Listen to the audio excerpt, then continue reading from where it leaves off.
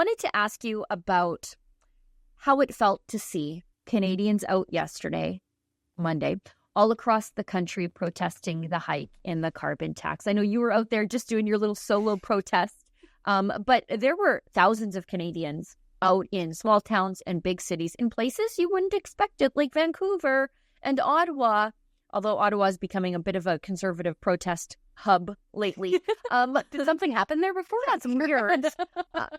But in spite of the fact that the federal government doesn't like it when conservatives are out protesting on the street, they consider it a national emergency. People were out there, and I think across all party lines, I should say, protesting the hike in the carbon tax. And I was at one in Lloydminster to the site of, the cross-border holy hands against the carbon tax protest. and it was great. But how did it make you feel as someone who objects to taxes, generally speaking? It's been something that the CTF has been fighting since it was first hatched in British Columbia way back in 2008 by then BC Liberal Premier Gordon Campbell.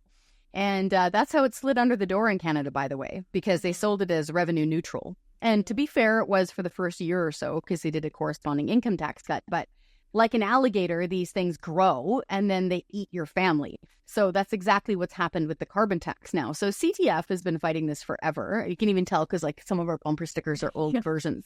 So it was wonderful to see people speaking up, again, across party lines, saying we want this thing gone and scrapped. And that is showing true with the polling. So we've seen polling coming out now that around 70% of Canadians, 70, either want this thing frozen or scrapped. We now, I think Wab Kinew of NDP Premier of Manitoba has now officially said, yes, I want this thing frozen or scrapped.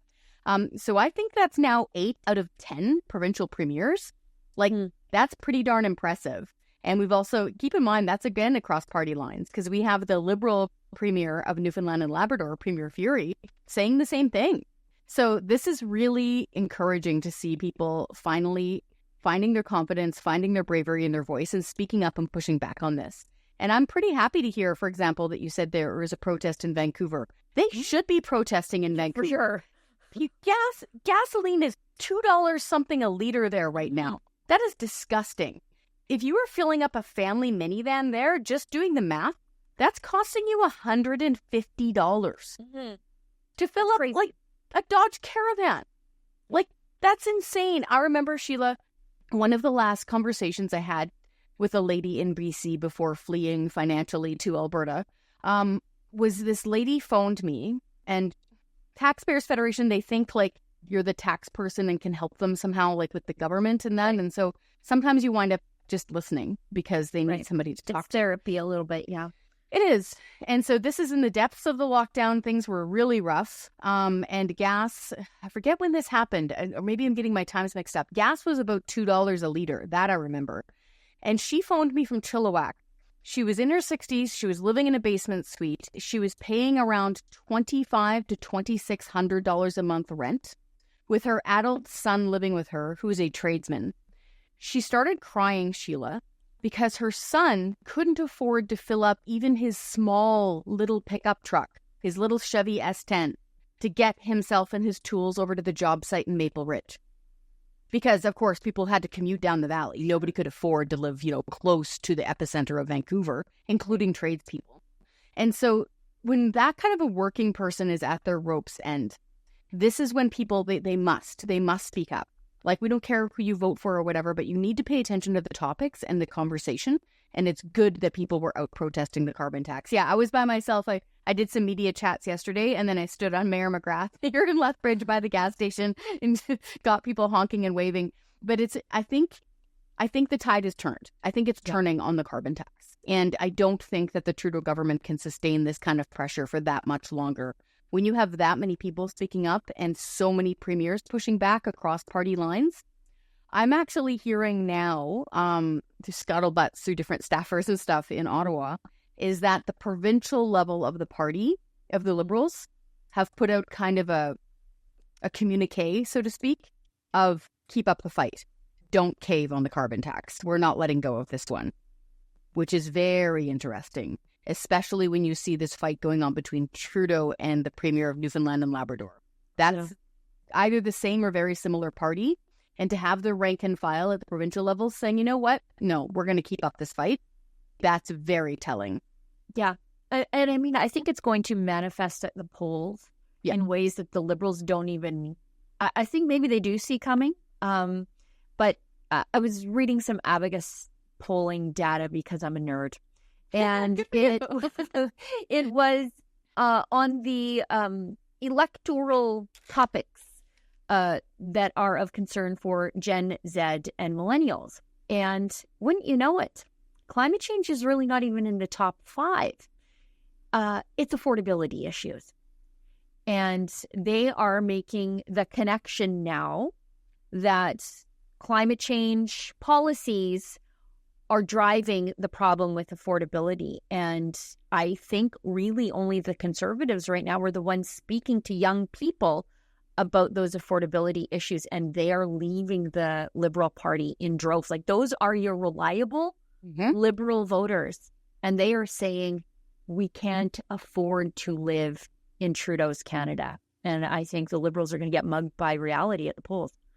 Mugged by reality is a great term for this. And you know what's kind of grim and a little bit fascinating at the same time is, so rewind years ago, before the carbon tax had started costing this amount of money and before it came to this kind of a head. Because keep in mind, it's not just carbon taxes. It's trying to block pipelines. It's trying to strangle energy. Like, it isn't just the carbon tax. It's so much that goes along with that kind of rigid ideology.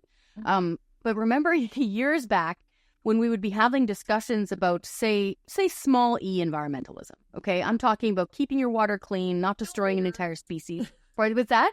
Don't litter. Exactly. Don't litter. Let's not kill off all the whales. Like, those normal environmental sort of concerns that decent people have. Remember when the smart people were often pointing out, you know what? As countries, not here, as countries become more wealthy, as people have more disposable income and the ability to, they don't need to worry about feeding their kids. They don't need to worry as much about being able to afford a house or heat or that sort of stuff. Then an environmental consciousness can start manifesting. Then you start wondering, do I pick the free-range eggs versus the caged eggs? Do I want to go to this direction or that direction? Because it frees up their minds in order to think about lofty goals like that. Isn't it startling that now we are seeing the same sort of bare knuckles mentality coming down to our own young people? And I don't blame them whatsoever. My family and I moved to Alberta so we could afford a house in our 40s. Yeah. So the idea that, a young person in a place like British Columbia, for example, or Toronto, saving for 30 or 40 years for what? For what? To be able to afford a house that their parents easily afforded? And why? And again, getting back to, inflation has helped cause this. So much government policy and lack of policy has helped cause these problems.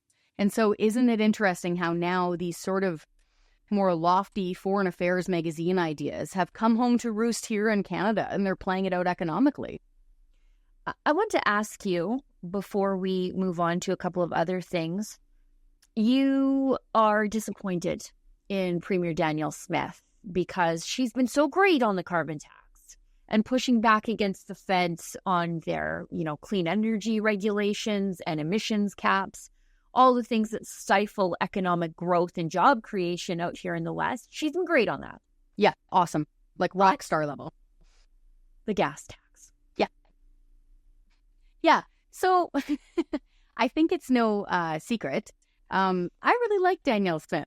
I knew her before she was premier. We both worked on radio. We would meet each other at conferences and stuff. She's a super likable person. In fact, yes. I would hazard to guess people who probably don't even vote for her probably enjoy being in her company, right?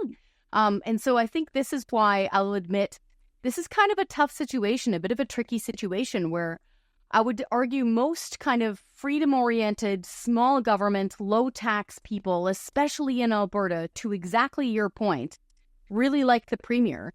So I want to separate this from the personal. So this isn't personal, this is policy. But what the heck is going on with the fuel tax? For real.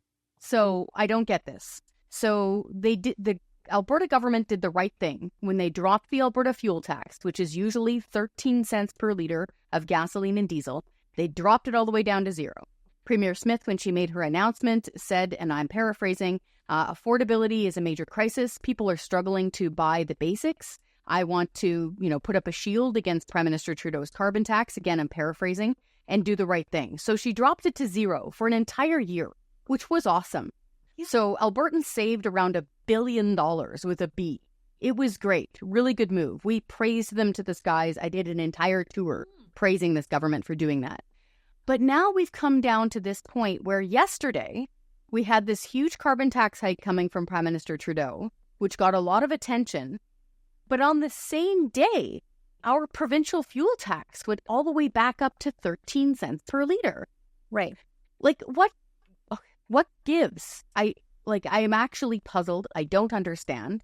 And here we have just today, I think it was just an hour ago, NDP Premier of Manitoba, Wab Kinew, announced, by the way, my fuel tax holiday is extended.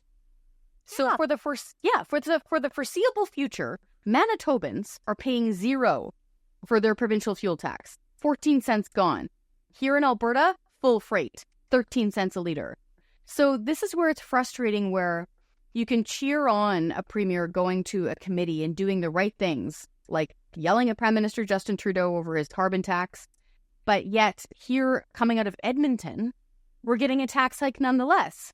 And so this is where I'm in a bit of a quandary. I would, if a viewer is watching and they have an explanation or some advice for me, please email me, because I'm a bit stumped.